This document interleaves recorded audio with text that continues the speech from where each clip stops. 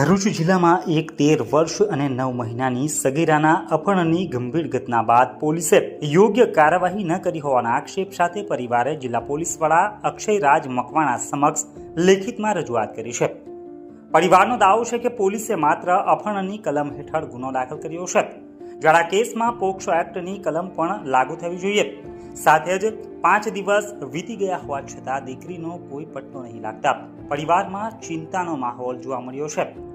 સગીરાની માતાની ફરિયાદ મુજબ ભરૂચ શહેરના એક વિસ્તારમાં રહેતી 13 વર્ષ અને 9 મહિનાની સગીર દીકરીનું અપહરણ થયું છે। આ ઘટના ત્યારે બની જ્યારે દીકરી સ્કૂલે ગઈ હતી। આ અંગેની જાણ થતાં જ પરિવારે તાત્કાલિક ભરૂચ તાલુકા પોલીસ મથકમાં ફરિયાદ નોંધાવી હતી।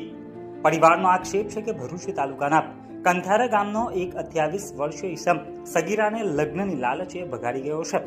આ ફરિયાદ બાદ 5 દિવસ વીતી ગયા હોવા છતાં પોલીસ દ્વારા સગીરાનો કોઈ પત્તો લાગ્યો નથી। પરિવારે પોલીસની ધીમી કાર્યવાહી અને પોક્સો કલમ ન ઉમેરવા બદલ શંકા વ્યક્ત કરી છે।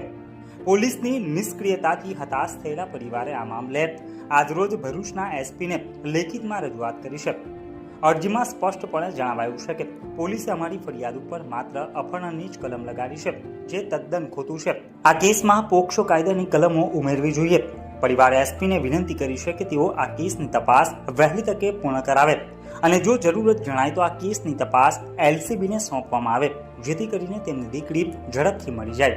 આ સગીરાને ભગાડી જનાર આરોપી સામે કડકમાં કડક કાર્યવાહી થઈ શકે। આ ઘટનાએ ફરી એકવાર સગીરાઓની સુરક્ષા ઉપર સવાલો ઉભા કર્યા છે અને સાથે જ સમાજમાં રોષ પણ જોવા મળી રહ્યો છે। હવે જોવાનું એ રહેશે કે પોલીસ તંત્ર આ મામલે કેવા પગલાં ભરે છે।